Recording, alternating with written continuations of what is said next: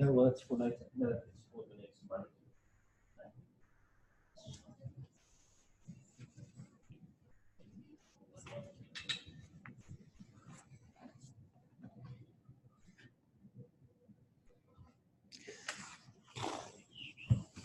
Do you know any of the kind of questions that are coming in yet?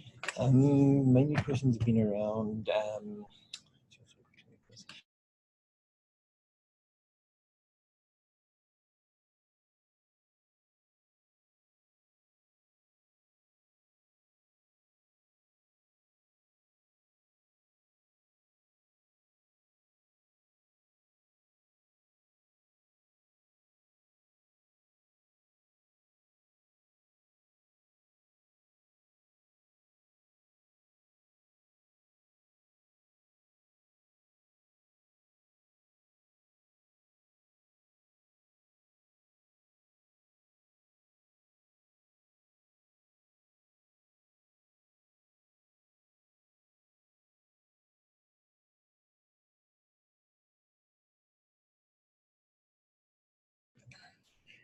Good morning, everybody. This is just a sound test. I just want to check that you are able to hear me. Can you just confirm in the chat function that you can hear me clearly?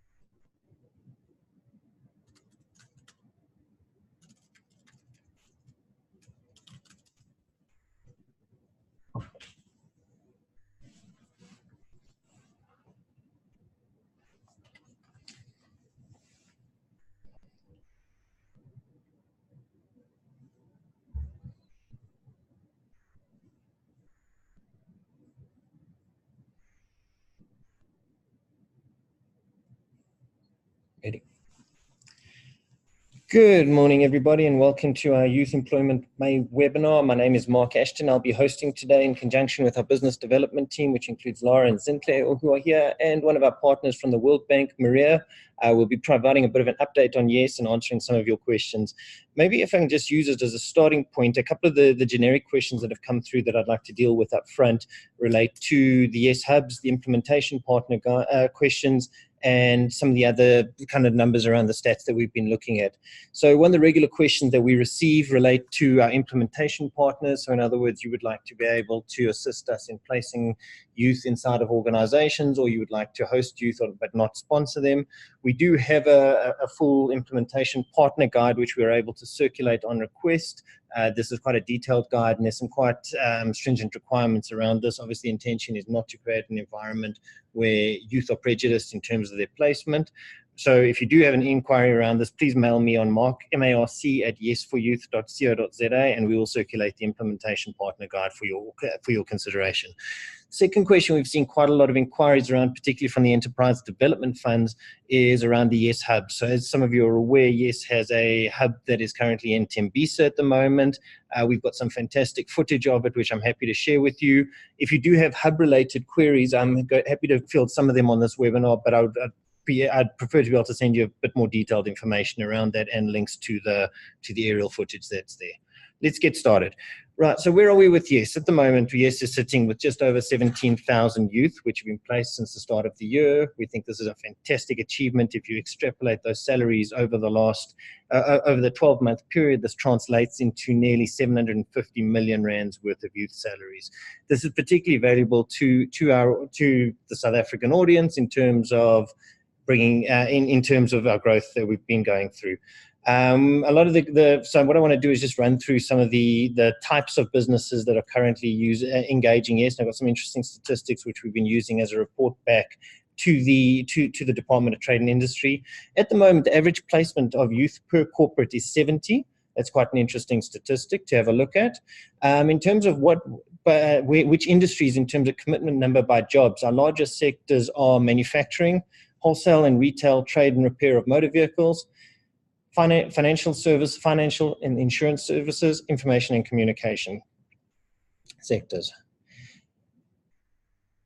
In terms of the industries by number of companies registered by industry, our biggest industry, we have a technical issue on this side here with one of our graphs.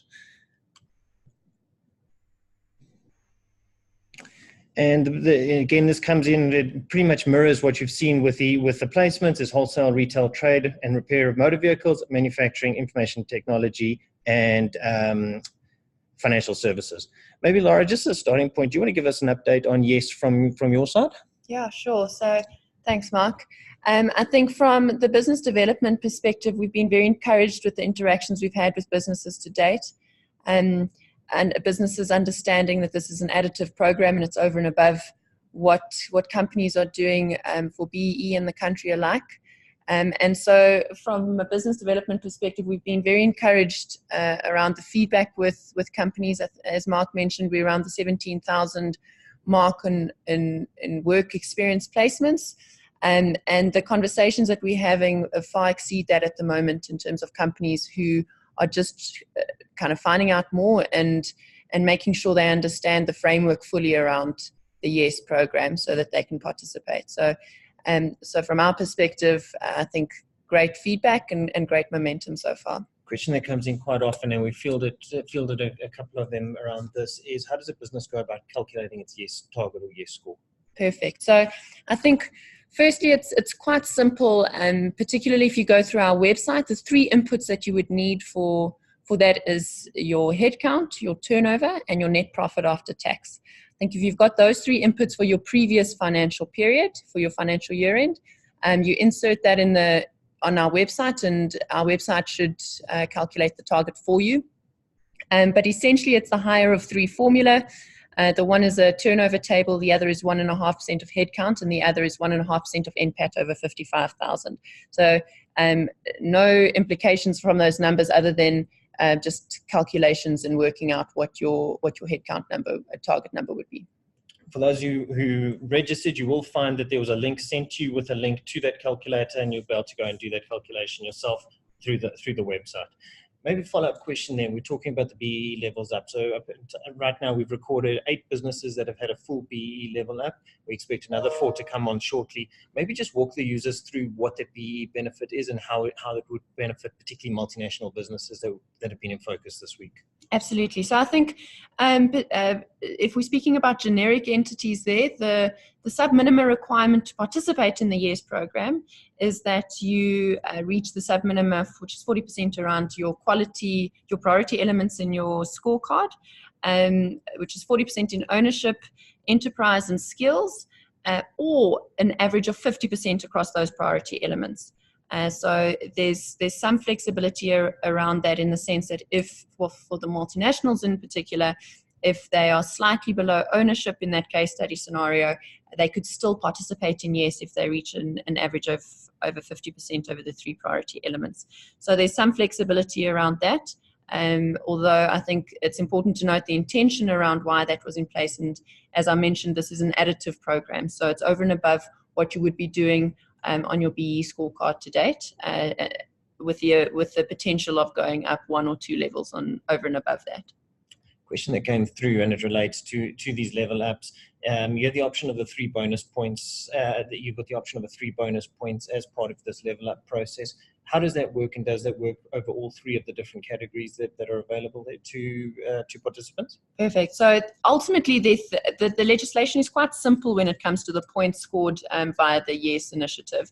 There are 3 options. There's either 1 level up, 1 full level up, 1 level up with 3 bonus points, or 2 levels up. So that 3 bonus points does not apply over and above 2 levels up. It's really just the 3 options that you can achieve.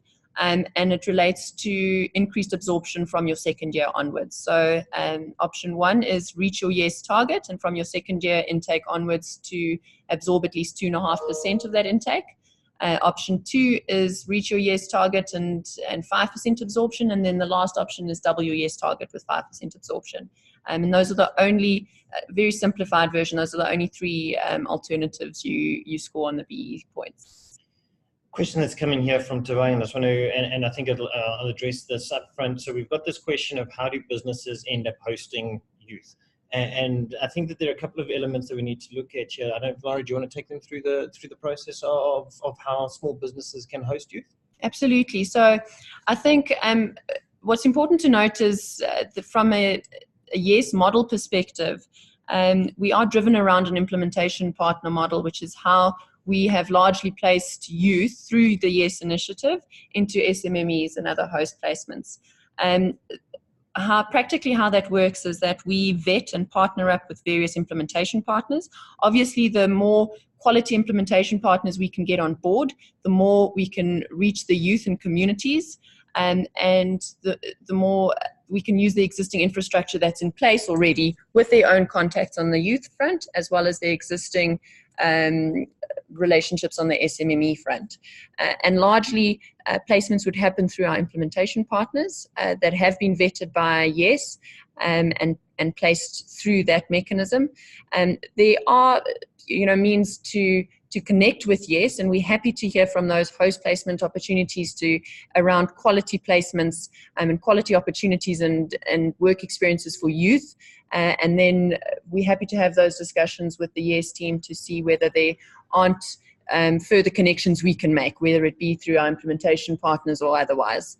So if you are a company who are looking to host, we are happy to connect the dots there as well if it fits within some of our broader economic pathways, and we can connect you to other partners in those areas. Question that comes up quite often, and I've seen it come through in the Q&A facility here. Can these learners be put onto accredited learnerships? So the publication of the practice note and gazette is quite explicit in that YES is not a learnership, internship or apprenticeship. The intention behind that is to have a program that is additive, and also so that there's no double dipping in the BEE points. What that means is that they cannot be put on formal learnerships, and the same learners cannot be on your learnership program as well as YES Youth. It is, however, there is room for informal in-house training, which is categorized as category F and G in the skills development section, which promotes upskilling and training of the youth in-house with regards to some of the particular skills they would need with regards to their specific jobs for that 12 months. And the carrot over there is that you can claim up to 50% of that spend on a Yes Youth, whereas ordinarily that would be 15%. But other than that, no formal learnerships. I hope that answers that question. Go on to the next question that's come through here on the Q&A facility. What are the benefits for SMMEs who are triple BE level one accredited already? I'll pass on to Laura in a moment, but I think that one of the questions, this comes up quite often, and I think that you have to look at Yes through a couple of different lenses. Remember, the opportunity to bring some of these youth into your business provides an opportunity to have fresh new ideas, fresh thinking, the opportunity to have some highly skilled young South Africans bringing in new ideas. And I think that you've got the opportunity to contribute from a nation building perspective. I think if we look at the unemployment statistics that came out yesterday, it's clear the issue that South Africa is facing. This is an opportunity to contribute to the broader SMME and unemployment environment. Laura? Yeah, I think you're spot on, Mark. I think it's always a tricky place to speak to when you are speaking about a social need in the country that requires full support from every citizen and corporate citizen in the country. And when we play in a BE space, that conversation often becomes very technical. But I think it's important to note that over and above the BE carrot, that this is in place, and the cause, the need for an initiative like Yes in the country is one that far exceeds the BE benefits. Question here from Lynn. In order to qualify for the Yes program, the entities must ensure that they maintain or improve their triple BE status level. We'd like to know if this is an annual requirement. It is an annual requirement. There are certain factors in the practice note that you can go back and around certain circumstances that would otherwise be out of your control, that would cause a level down on your scorecard. So if you can go and have a look at some of those scenarios that have been spelt out in the practice note, and if you fall within that, to ask for dispensation a dispensation from the DTI to still participate in Yes. I think their approval would not be unreasonably withheld. There is room around circumstances outside your control, but you just need to touch base and get dispensation directly from DTI. I mean, I'd like to maybe emphasize that I think one of the benefits of partnering with Yes around this particular initiative is that we have had a very good working relationship with the Department of Trade and Industry, and they've been very open to negotiations and discussions, remembering that this practice note only came into force in October last year. So it's a relatively new piece of legislation, but the DTI has been flexible and has worked very closely with the Yes team to try and ensure that it is a good fit for the operating environment out there. Question from Heinrich here. Are you still able to participate on the Yes program if a business skips a measurement period? So that's one of those that are probably going to have to be directly discussed with the DTI. At the moment, the legislation is quite clear that you need to use measurements as per your previous financial year, and it speaks to your previous measurement being corresponding to the previous financial year.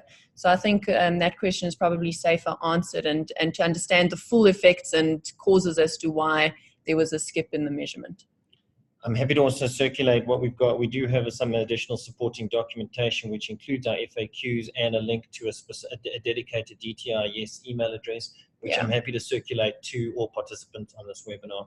Query here, how do we think the institutions of higher learning can best contribute and support Yes? I think this is probably tying back to the implementation partner question. We do have partnerships with the likes of Google, LinkedIn, etc., who are constantly contributing toward education and development of Yes Youth. So for those who are not aware, Yes Youth are equipped with a mobile phone with some zero-rated data. This includes a number of different apps, got 24 modules which include a whole lot of professional development modules and skills. So there'll be everything from work readiness initiatives to financial wellness. And we're constantly developing this content, constantly working with partners. We don't have a dedicated offering for institutions of higher learning from plugging directly into this, but it could be something that would go through our implementation partners there.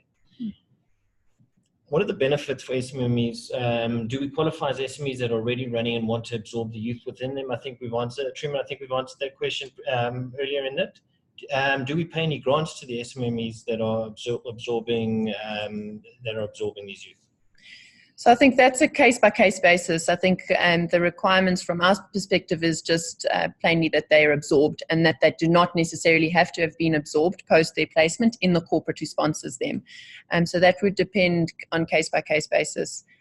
Usually the SMEs that have capacity and whose businesses and causes have been improved by the increased placements are able to do that, but it would have to be on a case-by-case. I'm going to take your question offline, or you can mail me directly, mark@yesforyouth.coza. I think this is a regular question we get from SMEs looking to partner with Yes. We are constantly looking at ways to engage it, but I think that for this, that's probably not something that we'd be able to cover on this particular forum. Are there any other questions from the audience that would be specifically relating to the Triple BE benefits or the Yes hubs?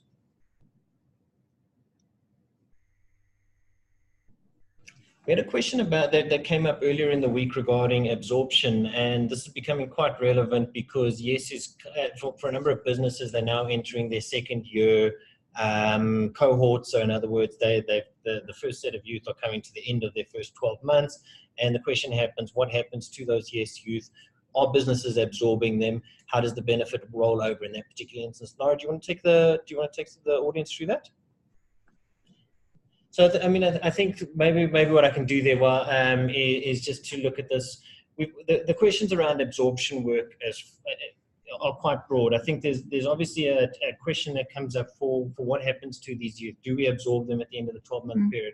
Yes, as an initiative, is effectively a 12-month placement with a minimum stipend of 3,500 rand. The youth are aware that this is the duration of their contract with the employer or host business. We understand that the idea is to ensure that we make these youth more employable. So the intention is to constantly develop it. We've had instances where there's been where certain employers have absorbed as much as 93% of the Yes youth that they've appointed. And I think that this gives us hope that the program that we're working is currently is bearing fruit. Are there any other questions from the audience?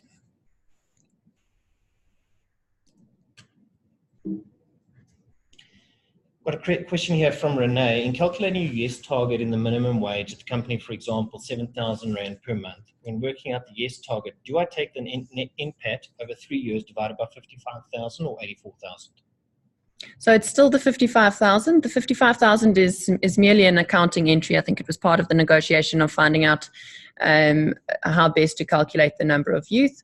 And so it's explicit in the practice note and would just be relevant to the numbers that are in there, which is the 55. Question here, Renee, I hope that answers your question. If I can go to the next question from Mark. Must the registration of the business and the youth take place before the employment of the youth, or can it be done retrospectively? Yeah, so ideally, I think if you've got any, again, factors outside your control and you'd like to liaise with us directly on timing, we're happy to get your questions. Ideally, you register with Yes at the time of registration. Obviously, I think it depends on the timing from company to company. But post-registration, pay registration fee, upload CEO pledge, you would then be pushed to the next phase, which is uploading the youth. And thereafter entering into employment contracts with the youth, paying M&E fee, and they start their work experience. Question here, what are the costs involved in the registration process from the Yes side? So it's a range of costs depending on the size of the business that is registering, anywhere from 0 to 20,000 Rand, excluding VAT, which is a once-off fee every time you register, so annual. Question here, do the learners receive formal employment contracts? So they would enter into a 12-month employment contract, correct? If you do the in-house option, the employment contracts are as per the normal contracts that adhere with the Basic Conditions of Employment Act, so long as I suppose the framework is adhered to with regards to Yes Youth, but otherwise it can be your own corporate standard employment contract. And thereafter, when we are speaking about absorption, they speak to permanent employment contracts. Question here that's come up, and this is possibly more from the youth side. What kind of skill set are you looking for when absorbing the candidates? I think it's obviously quite a broad question in terms of the industries that you're operating in. I think that maybe there's a discussion to be had here from perspective of kind of the broader employment landscape per se. So firstly, I think that when you're considering, yes, you have the option of either absorbing the youth in your own business or sponsoring the placement into either an SME, an NGO, or another organization. So you could say, for instance, be a financial services business in Gauteng, but realize that you're not able to absorb these youth, but have the option that you would then be able to sponsor a placement in an area such as Limpopo, which might have requirement for agriculture type skills. And so we have quite a broad base of answers there. I mean, we're starting to gather quite a lot of data from our participants and from the Yes Youth, and working out which sectors. And I think that was what we were looking at when we started this webinar. We were talking about the industries where these youth are being placed.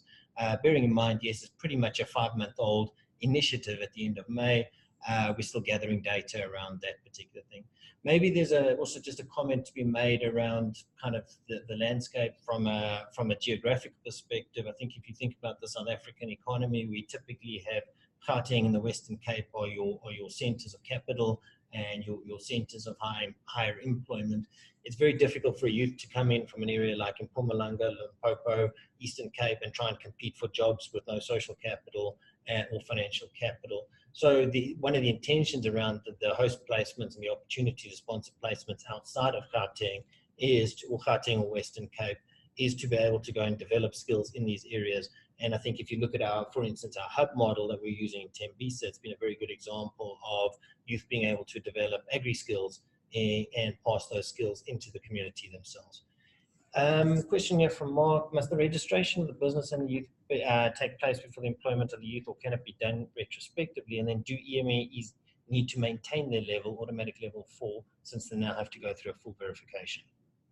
Yeah, so I think the first part of that question we've answered already in a previous question. With regards to EMEs, unfortunately, as the legislation states, it's quite clear that you do need to maintain or improve with a specific dispensation that would need to be granted directly from the DTI. We are in discussions with the DTI, particularly around EMEs and QSEs, and once we receive any further updates, if we do, we'll be sure to publish it on our website. We also have an updated FAQ list that we've developed with the DTI recently. I think that there's further clarity around 2 questions, which would be on our website in the next day or 2 as well. So please be sure to visit that FAQ list.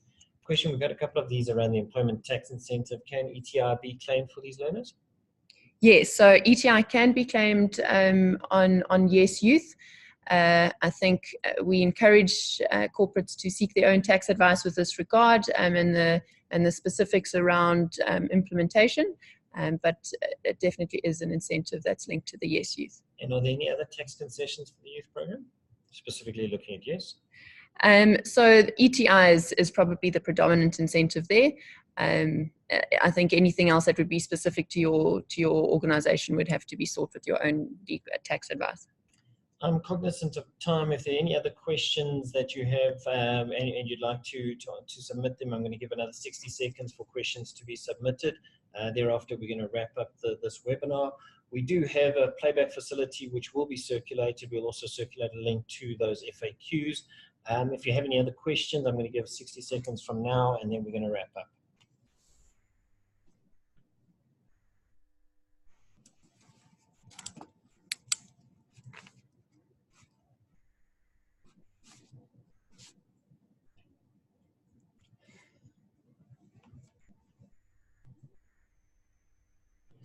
Right, ladies and gentlemen, I think that's us for today then. We really appreciate you taking the time and engaging. Remember, this is a bi-directional initiative. We do constantly want to be able to engage with you and try and work out what is what are the pain points around Yes, and what are the opportunities that you see out there. Many of you have got questions that, sorry, I've got one more question that's just come in. How does a training and ESD company partner up with Yes? And I think this was answered under the implementation partner question. Of course, you can mail me directly on Market Yes for Youth, and I'll connect you up with the implementation partner team. We do have ongoing webinars and workshops, which we do circulate through newsletters and other communication. You can also follow the team on LinkedIn and Twitter, and we share updates as we go along. Last question here. Can we please have the Yes Hub in KZN as a second province in RSA? We have a plan to roll out as many as 100 of the Yes Hubs over the next couple of years. We have 8 scheduled for this year. And I'm happy to circulate some of the information about the sites as they become available. I think maybe just to give you a broad idea, it is the intention to roll out some of those hubs in the Western Cape, Mpumalanga and KZN. Ladies and gentlemen, thank you very much for your time, and thank you very much for your questions. We appreciate the interaction, and we look forward to working with you going forward. Thank you.